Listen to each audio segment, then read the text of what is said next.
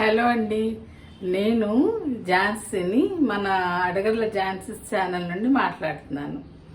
ఈరోజు మనం ఇది అందరికీ తెలిసిందేనండి, కాకపోతే అందరం ఇష్టంగా తింటాం కదా ఊతప్పం. ఈరోజు ఊతప్పం నేను ఎలా వేస్తానో చూపిస్తాను అన్నమాట. అయితే ప్యాన్ వేడెక్కింది, ఆయిల్ వేద్దాం. ఊతప్పానికి ముందు కొంచెం ఆయిల్ వేయాలండి, మామూలు దోశకి అయితే వేయం కదా, దీనికి కాస్త ఆయిల్ వేయాలి. ఒక అర స్పూను వేసి,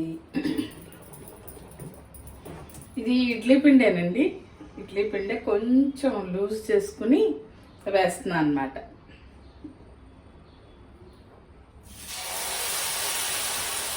ఇది కొంచెం మందంగానే వేసుకుంటాం కదండి ఈ ఊతప్పాన్ని. ఇలా 1.5 గరిటె వేసా.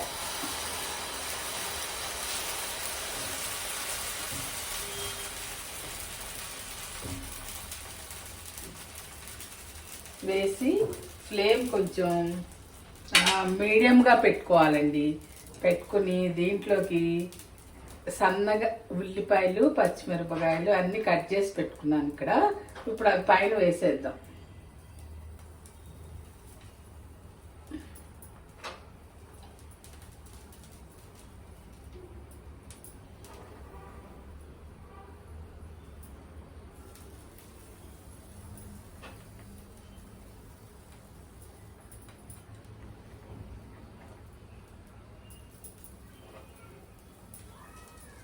ఇదన్నమాట.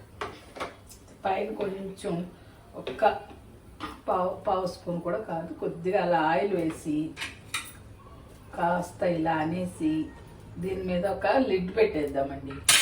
ఈ లిడ్ మనకి ఎలక్ట్రిక్ రైస్ కుక్కర్ మీద వస్తుంది కదా, అది ఇలా పెట్టేసి మనం కొంచెం మీడియంగా ఫ్లేమ్ పెట్టుకుని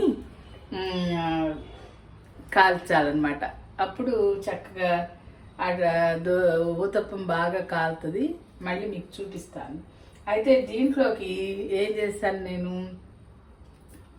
ఉల్లిపాయలు, ఒక 3-4 పచ్చిమిరపకాయలు, క్యారెట్, సన్నగా తరిగిన బీన్స్, సన్నగా తరిగిన కరివేపాకు, కొత్తిమీర అన్నీ వేసానండి. ఇప్పుడు అదే దాని మీద చల్లానమాట. అవన్నీ వేసుకుంటే బాగుంటుంది ఊతప్పం. అంటే ఇదివరకు ఉల్లిపాయ పచ్చిమిరకాయలే వేసేవాళ్ళం. అయితే ఇప్పుడు ఈ మధ్య క్యారెట్, ఫ్రెంచ్ బీన్స్ కూడా మంచివి తినాలంటున్నారు కదా, అందుకని అవి కూడా సన్నగా తరిగేసి దాంట్లో వేసేస్తే చక్కగా ఉడికిపోతున్నాయండి. తినడానికి బాగుంటుంది. మనకి ఇలా చేయడం మూలాన ఇది కాస్త లేట్గా డైజెస్ట్ అవుతుంది కదా. షుగర్ వాళ్ళకైతే ఇంకా మంచిదని అంటున్నారు. మామూలు వాళ్ళకి కూడా ఇప్పుడు అందరు కొంచెం లేట్గా అరిగేవే తినాలంటున్నారు కదండి, త్వరగా బ్లడ్లో కలవకుండా, షుగర్స్ కలవకుండా ఉంటాయని. ఇంకా అందుకని అప్పటి నుంచి కొంచెం క్యారెట్, ఫ్రెంచ్ బీన్స్ కూడా కలుపుతాం అనమాట. ఉల్లిపాయ పచ్చిమిరకాయలు వేసుకుని చేసుకోవడం మనకి పూర్వం నుంచి అలవాటే కదా.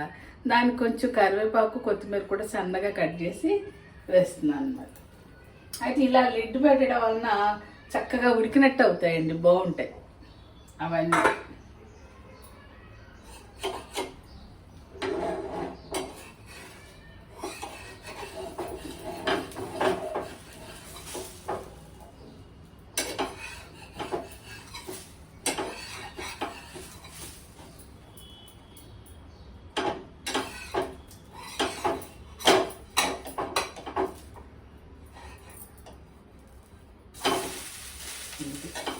ఈ పైన కొంచెం మళ్ళీ కొద్దిగా ఆయిల్ వేద్దాం. అట్లా చూసారా ఇలా క్రిస్పీ, అలా లిడ్ పెట్టడం వల్ల ఇలా క్రిస్పీగా వస్తుంది అనమాట. ఇలా తిరిగేసినప్పుడు మళ్ళీ ఆ పైన అలా కవర్ చేయక్కర్లేదండి, ఒక్కసారి కవర్ చేయాలి ఫస్ట్ వేసినప్పుడే. త్వరగా ఉడుకుతుంది, ఇట్లా క్రిస్పీగా వస్తుంది అనమాట, బాగుంటుంది.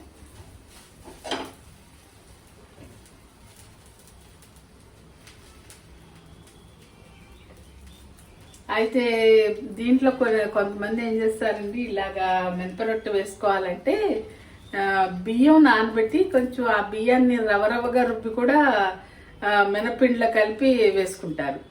మా చిన్నప్పుడు నాన్నగారు అలా చేయమంటే అమ్మ అలా చేసేదన్నమాట. రవ్వ కొంచెం బియ్యం, ఉప్పుడు రవ్వ కాకుండా బియ్యపు రవ్వ కొంచెం రవ్వ రవ్వగా రుబ్బి, అప్పుడు అంతా రుబ్బులు కదండి రోట్లో, అలా రుబ్బి ఇలా ఊతప్పంలా వేసేది అనమాట మినపిండిలో కలిపి. అది బాగుండేది, అది కూడా బాగుండేది.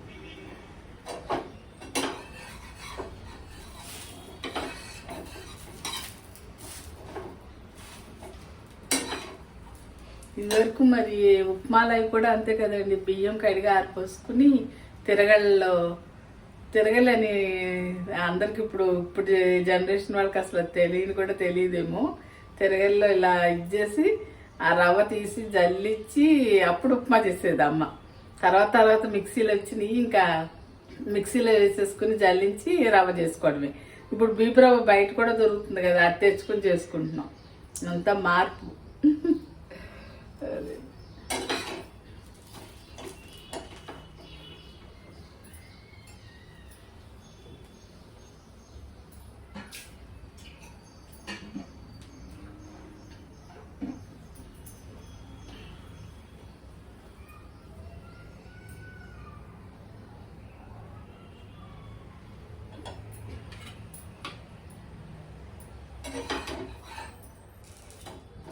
కొంచెం కాస్త మీడియం ఫ్లేమ్లోనే ఇది కాలనివ్వాలండి, హడావిడిగా కాల్చిస్తే బాగుండదు.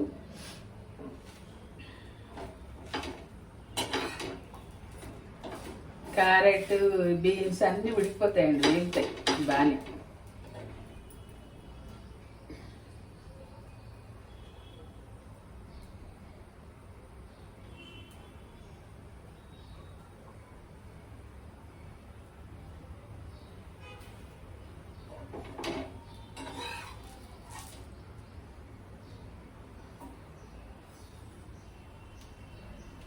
మరి రోజు మామూలుగా ఇడ్లీ, దోశ అలా కాకుండా అప్పుడప్పుడు ఇట్లా ఊతప్పం కూడా బాగుంటుందండి వేసుకుంటే.